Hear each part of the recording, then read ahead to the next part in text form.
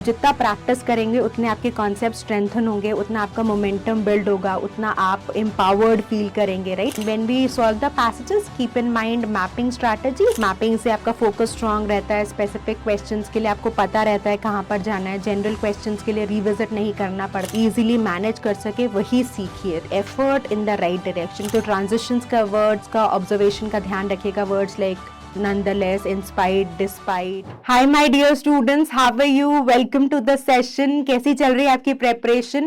I hope you are putting your heart and soul and being very consistent. So जैसा हम topic based passages कर रहे थे, हम उसी को आज भी continue करेंगे and today we are going to deal with finance based passages. तो स्टूडेंट्स जिनका बैकग्राउंड साइंस का होता है, ह्यूमैनिटीज का होता है, उनको अक्सर थोड़ा सा चैलेंजिंग लगते हैं सच पैसेजेस। जरूरी नहीं है, हो सकता है यू माइट एंजॉय। तो this is entirely personal order of difficulty and like I always say that you should be able to identify for yourself what works for you, what doesn't work for you. तो जो आपके लिए काम करता है आपको ensure करना है कि वो तो आपकी स्ट्रेंथ बनी रहे। कई बार क्या होता है कि जो चीज हमें बहुत अच्छे से आती होती है हम उसको छोड़ देते हैं, तो एक्चुअली वो हमारी स्ट्रेंथ नहीं रहती। और कई बार क्या होता है कि जो हमारी वीकनेस होती है उस पर हम ध्यान ही नहीं देते। तो ऐसा इम्बैलेंस आपकी प्रेपरेशन पे नहीं आना चाहिए। You should have a very sorted plan and you should know what you are aiming at and what do you actually want, right. So अगर हमारा सपना है टॉप एनएलयू तक पहुंचने का, तो इतने बड़े सपने के प्रपोर्शन में ही आपको एफर्ट करना है, राइट। तो चलिए आज क्या करेंगे, फिर एक बहुत इंटरेस्टिंग पैसेज को सॉल्व करेंगे। पिछली बार हमने साइंस बेस्ड पैसेजेस करे थे, ये देखिए बहुत ही अच्छे हैंड पिक पैसेजेस हैं। तो अगर कहीं आप इन पैसेजेस को नहीं देख पाए हो या नहीं सॉल्व कर पाए हो, तो मेरी आपसे सिंसियर रिक्वेस्ट है कि ऐप पर जाओ हमारी फिजिक्स वाला पे, वहां पे ये बैच का फ्री एक्सेस है। तो जरूर आप एनोटेटेड नोट्स भी ले सकते हो। There is a DPP also after every class. तो आप जितना प्रैक्टिस करेंगे उतने आपके कॉन्सेप्ट स्ट्रेंथन होंगे, उतना आपका मोमेंटम बिल्ड होगा, उतना आप एम्पावर्ड फील करेंगे, राइट। और ये सब छोटी छोटी चीजें साउंड करती हैं, बट बाद में जब आप एग्जाम के दिन में देखते हैं तो इनका एक बहुत ही क्यूमुलेटिवली बड़ा इंपैक्ट आता है, राइट। तो चलिए, तो आज की क्लास में क्या करेंगे, इसको ऐसे मत करिए, इट्स नॉट अ लिटरेचर का क्लास, राइट, कि जहां पे मैं आपको एक स्टोरी समझा रही हूँ या मैं आपको एक पोएम समझा रही हूँ। यहाँ पर ये फॉलो अलोंग क्लास है, तो इसको ऐसे लेक्चर में मैम पढ़ाई जा रही है वैसे मत देखिए, इसको पैरेलली सॉल्व करने की कोशिश करिए। तो आज की क्लास में क्या करेंगे, जैसे हमको जो भी पैराग्राफ हम रीड करेंगे, आई विल स्टेप असाइड। अभी तो मैंने आपकी व्यूइंग को ब्लॉक कर रखा है। I will give you good sufficient time, right. जितना टाइम मैं दे रही हूँ इतना ही आपको लगना चाहिए एक्चुअली रीडिंग में at this point of time, right. इस स्टेज पे जब आप इस वीडियो को देख रहे हो इतना time should be sufficient. But अगर आपको ज्यादा लगता है इट इज फाइन, आप वीडियो को पॉज कर लीजिए जब मैं आपको एक्सप्लेन करना शुरू कर रही हूँ, राइट। और अगर कम लगता है तो वीडियो की पेस को इंक्रीज कर लीजिए, but do it parallelly, right? Just don't do it like you're listening to some theoretical lecture. Don't do it like this, right? And when we solve the passages, keep in mind mapping strategies. Mapping strategies की detailed classes हमने ली हुई हैं Nexus series में ही, तो आपको जरूर मिल जाएगा वो lecture। अगर आपने किसी रीजन से मिस कर दिया है तो वो आपकी बहुत सारी प्रॉब्लम्स को सॉल्व कर देता है। मैपिंग से आपका फोकस स्ट्रांग रहता है, स्पेसिफिक क्वेश्चंस के लिए आपको पता रहता है कहाँ पर जाना है, जनरल क्वेश्चंस के लिए रिविजिट नहीं करना पड़ता, और यही हम चाहते हैं।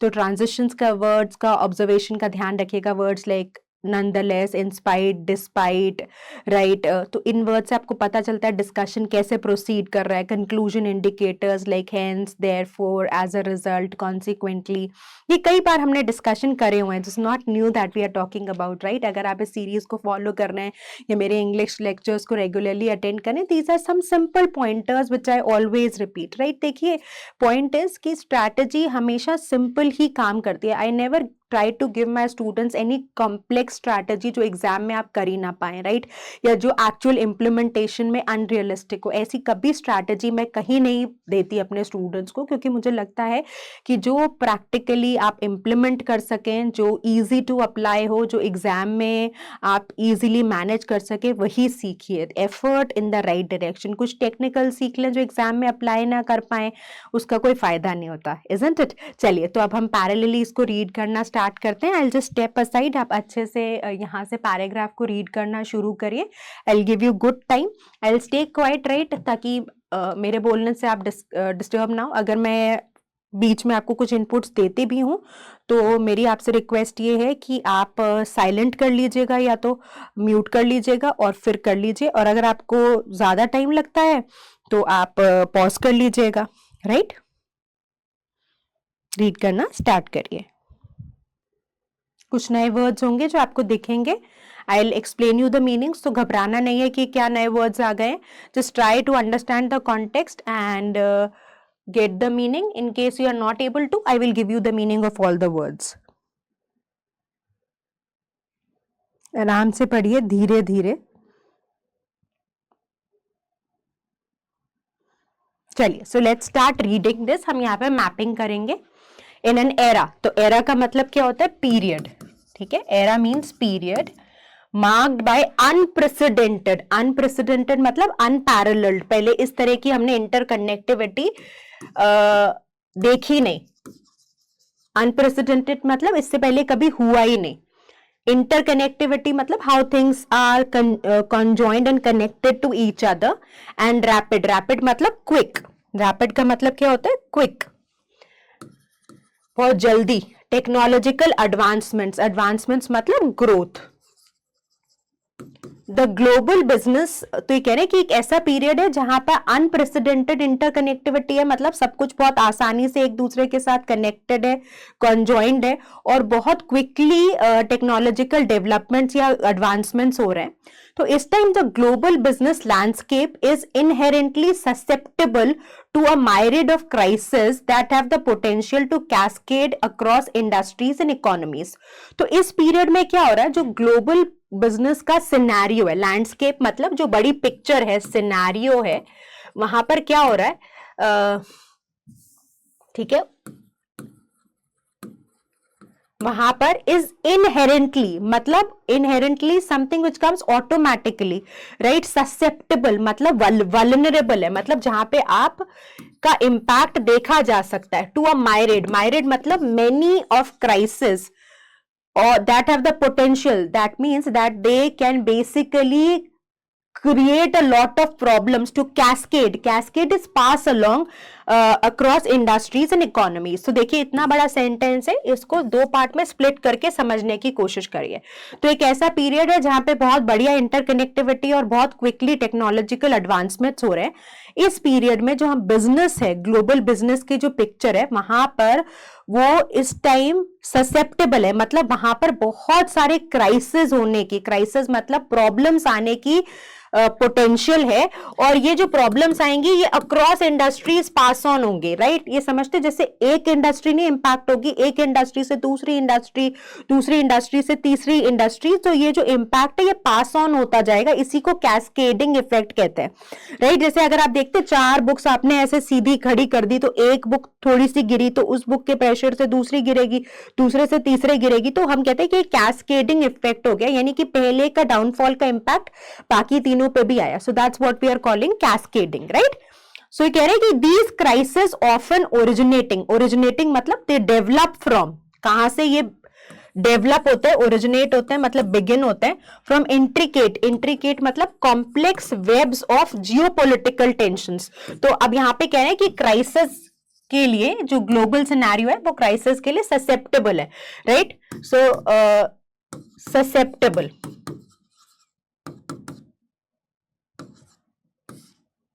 ठीक है। तो आप यहां पे लिख लीजिए कि भैया ओके दिस इज ससेप्टेबल,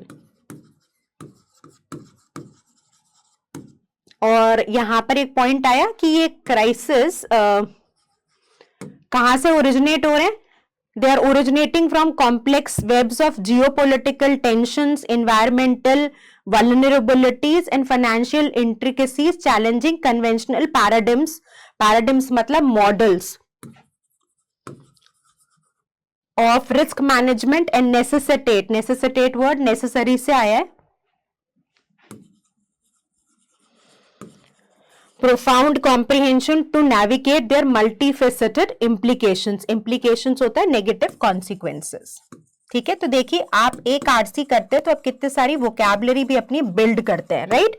सो यानी कि बात ये हो रही है कि अगर आप पैसेज को आराम से पढ़ो, क्योंकि अब आपको सारे मीनिंग्स पता चल गए हैं, तो ये बोलना चाहता है कि ये एक पीरियड है which is marked by unprecedented interconnectivity and rapid technological advancements. तो एक ऐसा पीरियड है, हम इस युग में रह रहे हैं जहां पे अनप्रेसिडेंटेड इंटरकनेक्टिविटी है, मतलब इस तरीके का कनेक्शन नेटवर्किंग देखी नहीं गई पहले, और बहुत क्विकली टेक्नोलॉजिकल डेवलपमेंट्स हो रहे हैं। इस टाइम जो ग्लोबल सिनेरियो है वो इस time is in a situation that can easily be impacted with multiple crises, and these crises will have the impact on other industries and economies as well. Why will it have an impact? Because the paragraph has already stated that this is unprecedented interconnectivity.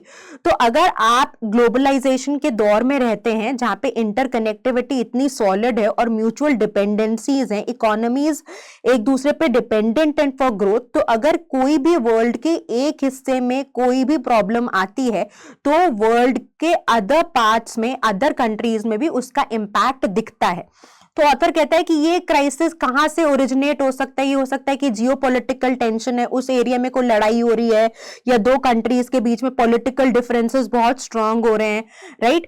या फिर environmental vulnerabilities है, मतलब suppose करिए कि कोई environmental crisis हो गया, कोई बाढ़ आ गई या अर्थक्वेक आ गया, या जो इन जनरल आपका पर्यावरण खराब हो रहा है, प्रदूषित हो रहा है, या ग्लोबल वार्मिंग हो रही है, उससे कोई इंपैक्ट आ गया, या फाइनेंशियल इंट्रिकेसीज है कि किसी कंट्री में रिसेशन आ गया।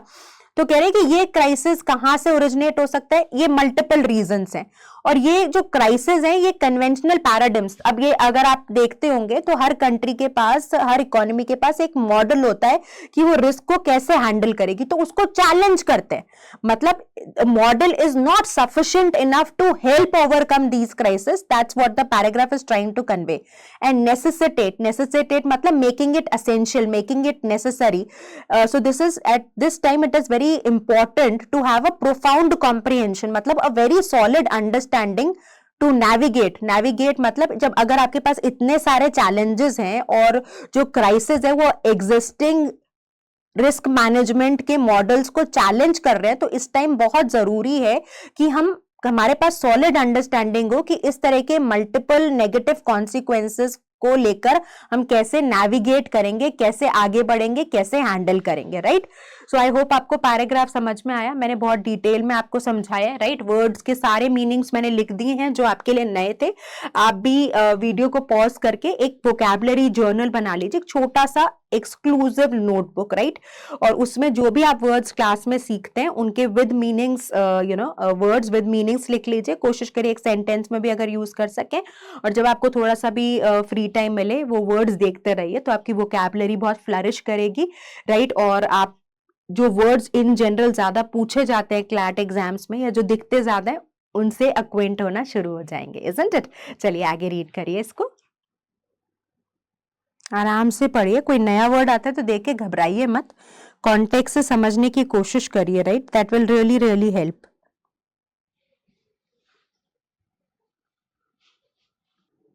चलिए अब हम पढ़ते हैं। One critical facet is point of consideration, right? Facet क्या होता है? Point of consideration of comprehending the global crisis is deciphering का मतलब होता है आइडेंटिफाइंग, डेसिफर करने का मतलब क्या होता है? आइडेंटिफाइंग, ठीक है? द इंट्रिकेट मतलब कॉम्प्लेक्स, टेपिस्ट्री मतलब पिक्चर या कैनवस आप समझ लीजिए, ठीक है? Of causation, this comes from the word cause, that underlies such disruptions. तो यानी कि एक इंपॉर्टेंट पॉइंट जो हमें समझने की जरूरत है ग्लोबल क्राइसिस का, जब आप कॉन्सेप्ट समझने की कोशिश करते हो कि what is the factor that is leading to such disruptions. So the nexus is connection, the connection of these crisis. तो अगर आप देखोगे कि कोई भी अगर इस तरह का क्राइसिस होता है, डिफाइज मतलब रिजेक्ट्स, सिंगुलर एट्रीब्यूशन। तो कोई भी क्राइसिस अगर हो रहा है तो अगर आप कह दो कि सिर्फ एक ही फैक्टर की वजह से हो रहा है, तो ऐसा नहीं है। इस आइडिया को हम रिफ्यूट करते हैं, रिजेक्ट करते हैं, डिफाई करते हैं, इससे डिसएग्री करते हैं, या this is not the case. Often emanating from Confluence मतलब मर्जर, कॉन्फ्लुएंस क्या होता है? मर्जिंग, ठीक है? Merging of seemingly disparate factors, मतलब कई सारे फैक्टर्स रिस्पॉन्सिबल होते हैं कोई क्राइसिस होने के लिए, right? So here the author is saying it is not just one factor, right? So you say not just one factor, right? In fact it happens because there is a confluence matlab many factors responsible for such crisis happening. अब author ने for instance में एक example दिया, ठीक है? The author has given an example of 2008 financial crisis.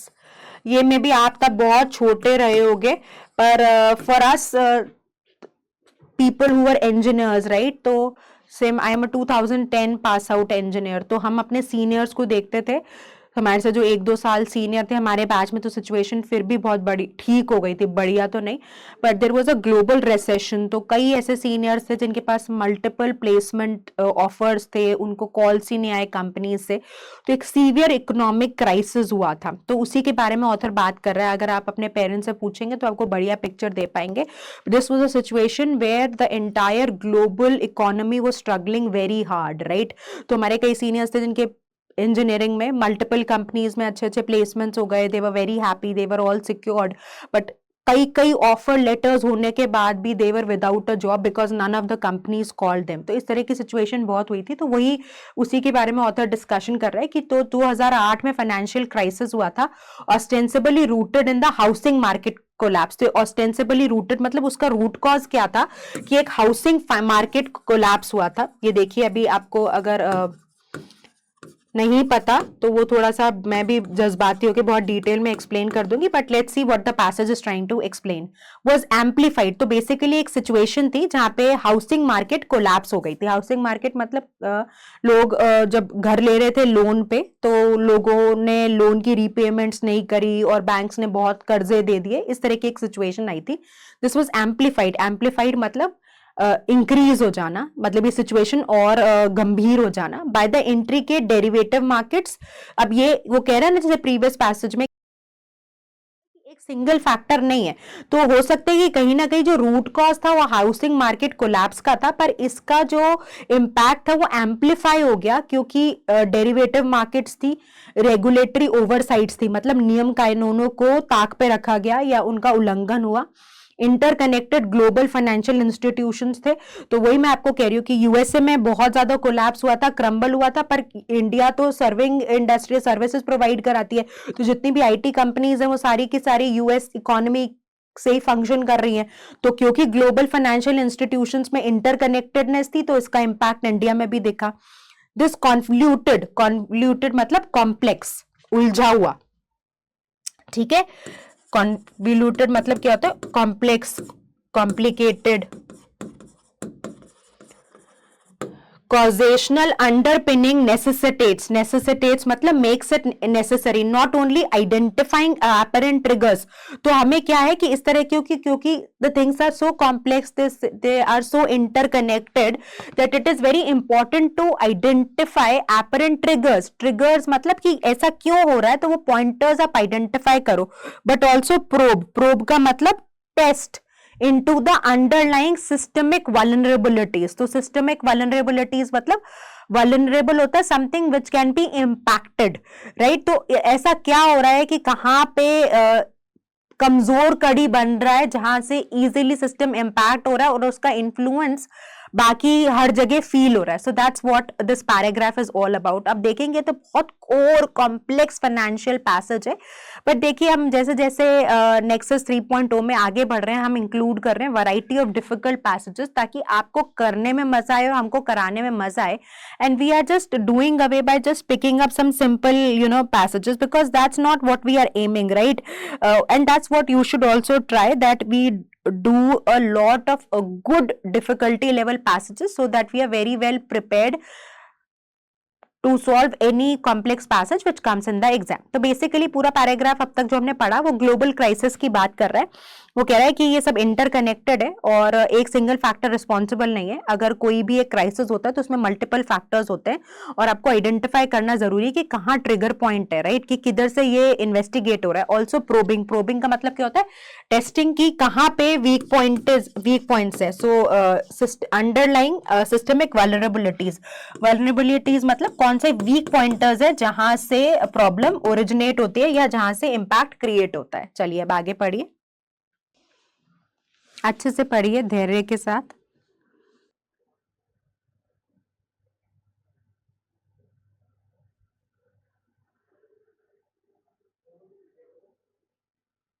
चलिए, तो I am sure you have read it.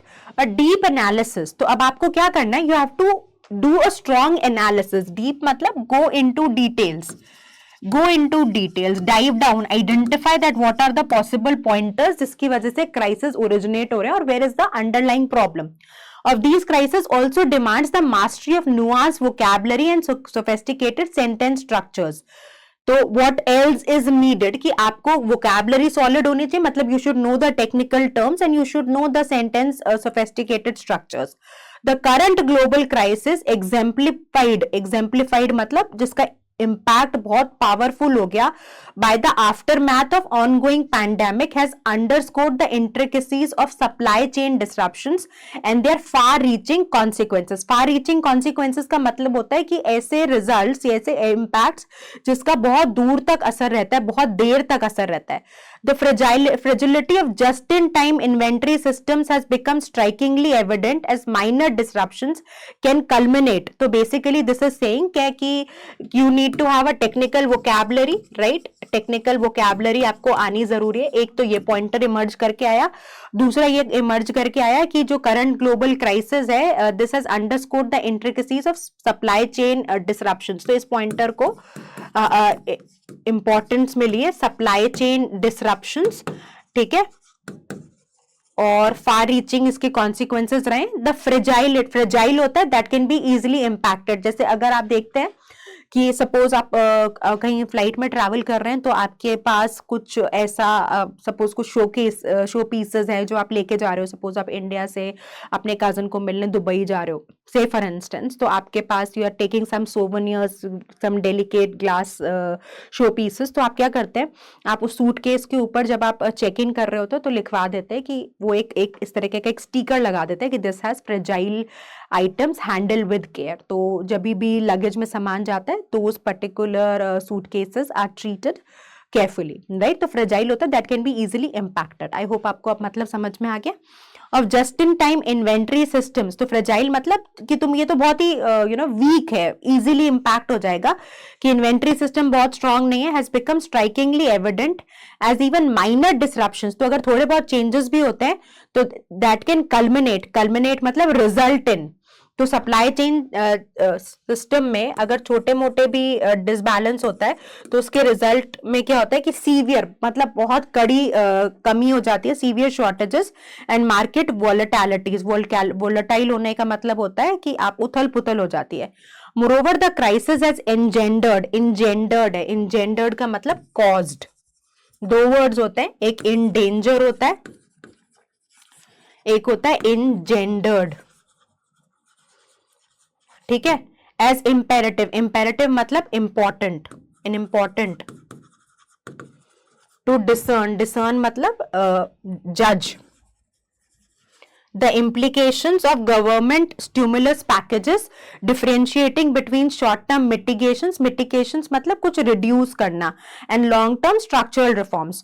तो basically देखिए आप ये पैराग्राफ ये बोलना चाह रहा है कि जो क्राइसिस है उसने क्या कॉज करा है कि एक बहुत ही इंपॉर्टेंट एसेंशियल नीड किसकी है कि हम समझ सके कि आइडेंटिफाई कर सके राइटली कि क्या जो गवर्नमेंट का स्टिमुलस पैकेजेस है, मतलब कई बार क्या होती है सरकार पैकेजेस देती है किसी प्रॉब्लम को सॉल्व करने के लिए, तो उन जो पैकेजेस का रिजल्ट क्या निकलेगा, क्या वो शॉर्ट टर्म प्रॉब्लम को सॉल्व करती है या लॉन्ग टर्म स्ट्रक्चरल रिफॉर्म्स लाती है। देखिए there can be some problem, जैसे सपोज करिए कि एक पर्टिकुलर कम्युनिटी में थोड़ा ऑफ ट्रैक है but just to make you understand long term and short term, तो एक पर्टिकुलर सोसाइटी में बहुत मच्छर होते हैं। शॉर्ट टर्म इम्पैक्ट तो क्या हो गया कि आपने मच्छर मारने की दवा का छिड़काव कर दिया, तो this is giving you temporary relief, right, आपकी इमीडिएट प्रॉब्लम को मिटिगेट कर दिया। बट लॉन्ग टर्म प्रॉब्लम में मे बी यूर आइडेंटिफाइंग कि हाउ आर कौन से पॉइंट्स हैं जहाँ पे ब्रीडिंग पॉइंट्स क्या हैं, फिर आप सारे कूलर्स क्लीन करवा रहे हो या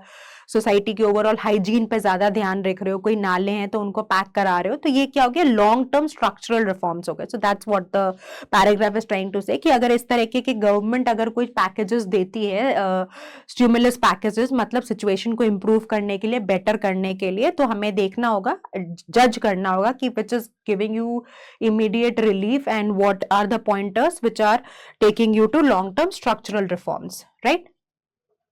चलिए, let's read this. चलिए, so identifying the main ideas amidst the delage, मतलब there is a lot of information is yet another critical skill set requisite. requisite मतलब required. अब आपको की information identify करनी है. दूसरा क्या pointer बोला, identify key information for dissecting मतलब knowing it, to understand it better, the complexities of global crisis. The economy is grapple with मतलब struggle with. The paradox मतलब दो opposite ideas, right? Contradicting viewpoints of prioritizing growth while managing environmental sustainability. The main contention lies in the tension between economic growth trajectories and ecological preservation imperatives. तो basically एक important, usually एक paradox रहता है कि लोग growth भी चाहते हैं, और ग्रोथ अगर होगी तो एनवायरनमेंट हैम्पर होगा. मतलब जैसे आप ये सोचिए ना कि हम कई बार माउंटेन्स पे जाते हैं तो हम देखते हैं कि यार पहले तो क्रेव करते थे कि कोई रास्ते ही नहीं है माउंटेन्स पे जाने की, अब सड़कें बन गई और वहां पर जब गाड़ियां जाने लग गई तो पोल्यूशन हो गया, लोग इतना ज्यादा जाने लग गए कि अब आपको लगता है कि यार क्या गंद मच गया है. So this is basically the struggle कि कई बार आप पावर स्ट्रगल आप चाहते तो ग्रोथ हो, बट वो एनवायरनमेंट की कॉस्ट पे हो रही है. तो ये पैराडॉक्स है, दोनों को मेंटेन करना is a difficult thing. That's what the paragraph is trying to explain. The juxtaposition of extractive मतलब एक्सट्रैक्शन से आया, जो खुदाई होती है ना उसको एक्सट्रैक्ट करना कहते हैं, खोदने से, जमीन से निकालना. Industries driving GDP expansion with call for renewable energies and circular economies poses an intricate challenge. तो अब जब तुम कहते हो रिन्यूएबल सोर्स ऑफ एनर्जी लोगो, मतलब सोलर एनर्जी, सोलर पैनल्स बनाओ, तो सोलर पैनल्स में भी तो तुमको खुदाई करके कई ऐसे मटेरियल्स जो सोलर पैनल के कंस्ट्रक्शन में लग रहे हैं, राइट. सो बेसिकली कह रहे कि इस तरीके के बहुत सारे चैलेंजेस हैं. जक्सटापोजिशन इज, तो आप आइडियाज को एक साथ रख के कंपेयर करते हो. तो कह रहे कि अगर आप जक्सटापोजिशन करोगे एक्सट्रैक्टिव इंडस्ट्रीज की, ठीक है, जो जीडीपी एक्सपेंशन को ड्राइव कर रही है फॉर रिन्यूएबल एनर्जीज, और फिर circular economies poses and intricate, मतलब ये तो चैलेंज हो गया ना, क्योंकि इट्स बेसिकली फिर उनका how you are decomposing it once the usage is there, how are you handling it, that's another story going on, right. चलिए,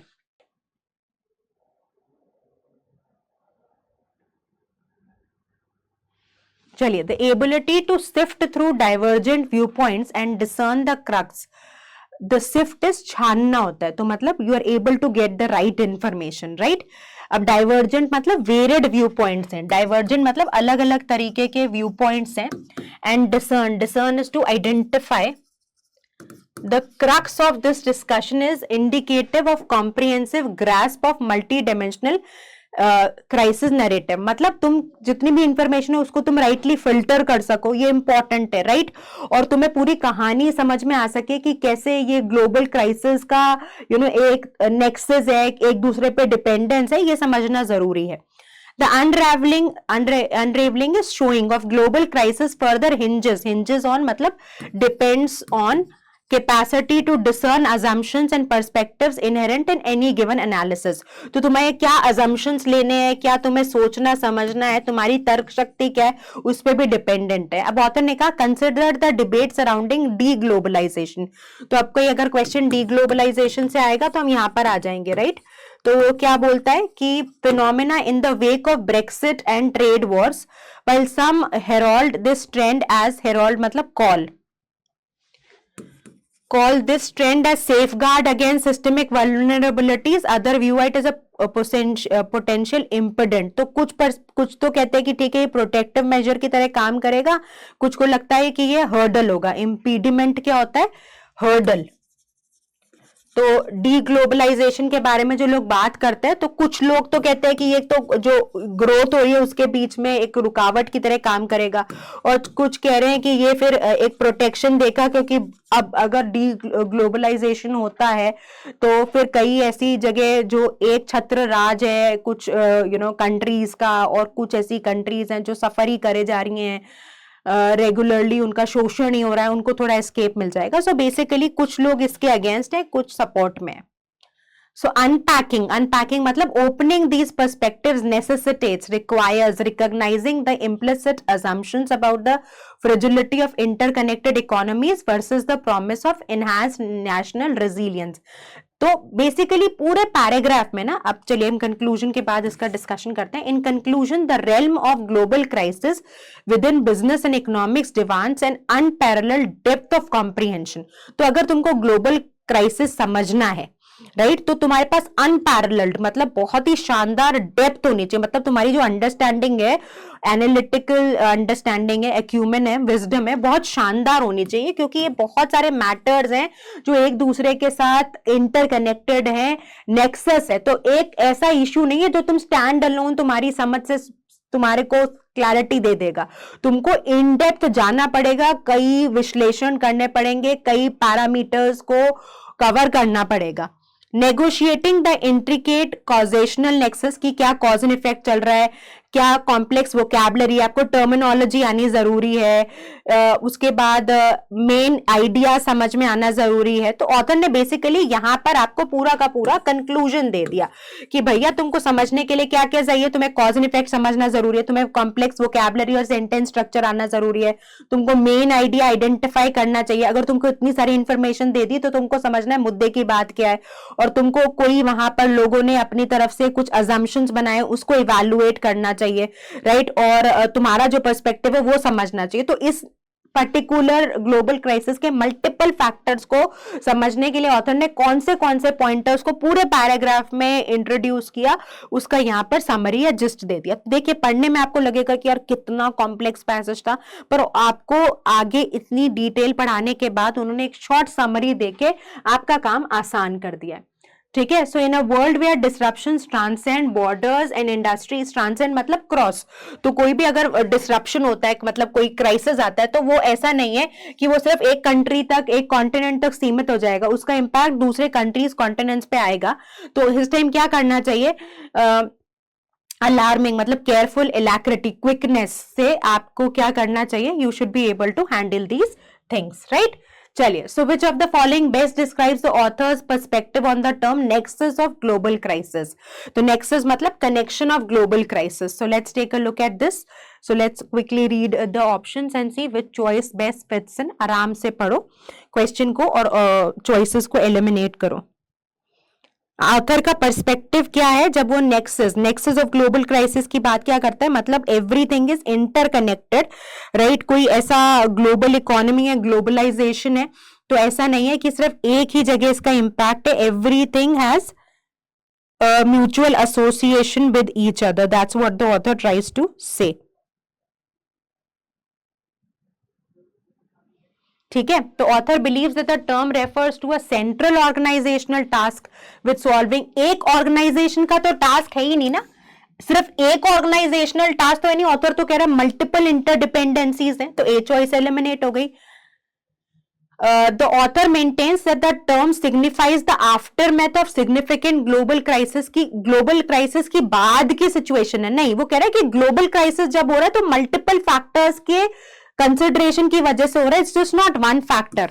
ठीक है। According to the author the term point to intricate मतलब complex causational interplay among various crisis. तो आपको बस ये समझना था जब नेक्सस है तो कहीं ऑथर ये बोलते हैं कि multiple factors are interconnected multiple factors, यही कीवर्ड्स आपको ढूंढने थे, क्योंकि आपको ऑथर यही समझा रहा है बात कि कंपाउंडेड इफेक्ट है, कि एक फैक्टर नहीं एक रोल प्ले कर रहा, मल्टीपल फैक्टर्स बार बार रोल प्ले कर रहे हैं। तो इसको हम रखेंगे। Author agrees that the term highlights the emergence of a dominant predominant global crisis. नहीं, ऐसा कुछ भी हमने नहीं बोला है। तो हमें नेक्सस देखिए, कितना भी कॉम्प्लेक्स पैसेज हो, अल्टीमेटली वो क्वेश्चंस में बैलेंस कर देगा। तो उसने बोला नेक्सस से क्या अंडरस्टैंडिंग है कि बार बार ऑथर ये तो बोल रहा है, पूरे पैराग्राफ में इतनी लंबी कहानी का सार यही है कि भैया कोई भी ग्लोबल क्राइसिस हो रहा है, तुम्हारी समझ मल्टीपल पैरामीटर्स पे होनी जरूरी है और मल्टीपल फैक्टर्स रिस्पॉन्सिबल होके कोई भी ग्लोबल क्राइसिस इमर्ज करके आ रहा है। So what's the best choice? C.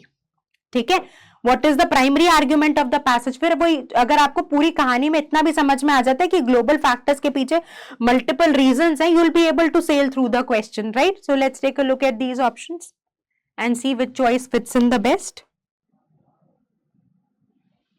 Last paragraph में हम पढ़ के आए थे इसका answer, right? So the passage underscores the supply chain. ये ट्रिक आंसर चॉइस है। सप्लाई चेन एक बहुत छोटा पार्ट था डिस्कशन का, मेन आइडिया के क्वेश्चन के हिसाब से नहीं है ये आंसर चॉइस, राइट?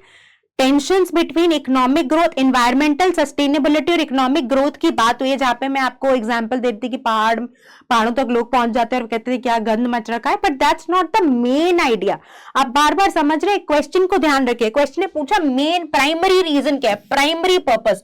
तो एक ऐसा स्टेटमेंट जो अपने सारे छोटे पॉइंटर्स को इंक्लूड कर ले। ये individually these two can be correct, but that's not holistically covering, giving you the entire picture of the passage.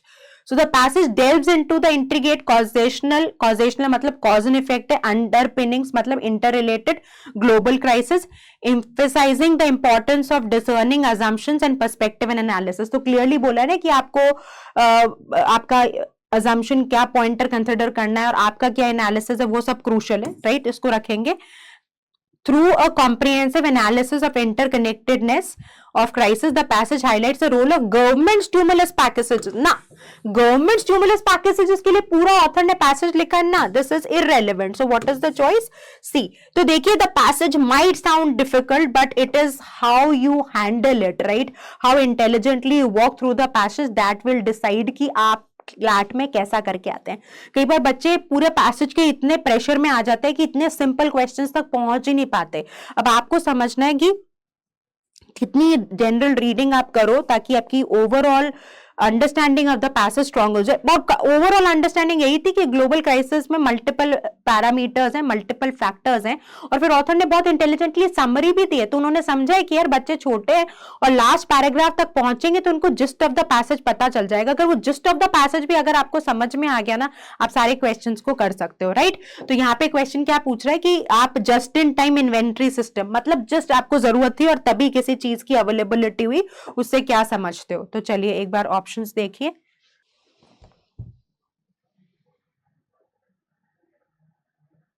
तो the passage suggests just-in-time inventory are a potential solution to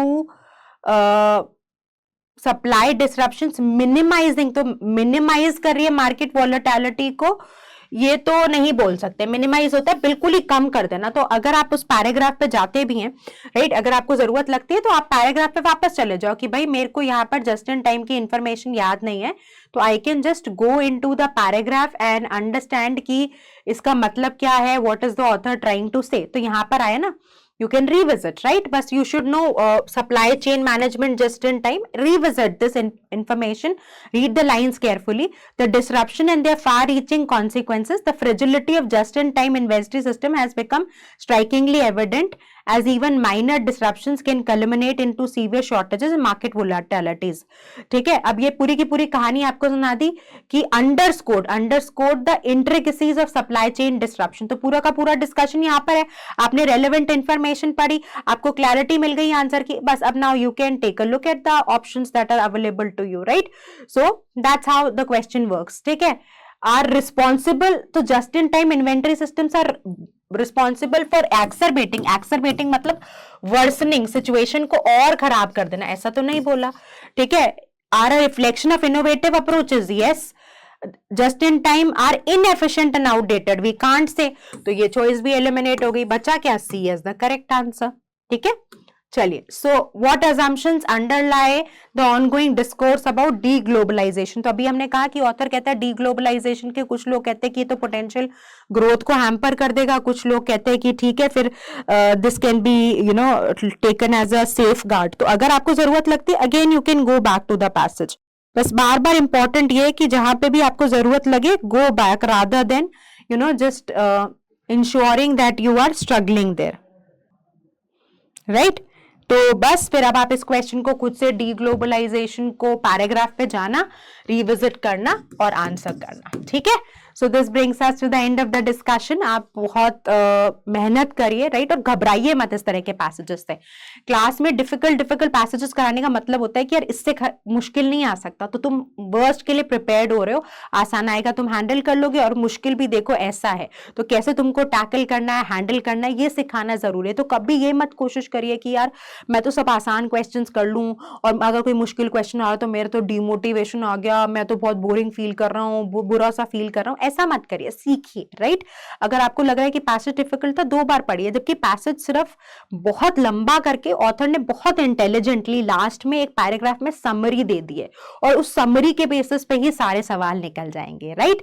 so I hope you really enjoyed this session and let me know in the comment section that you would want me to pick up more difficult passages or you would want me to pick easy ones, right? Take good care of yourself, work very, very hard. All the best.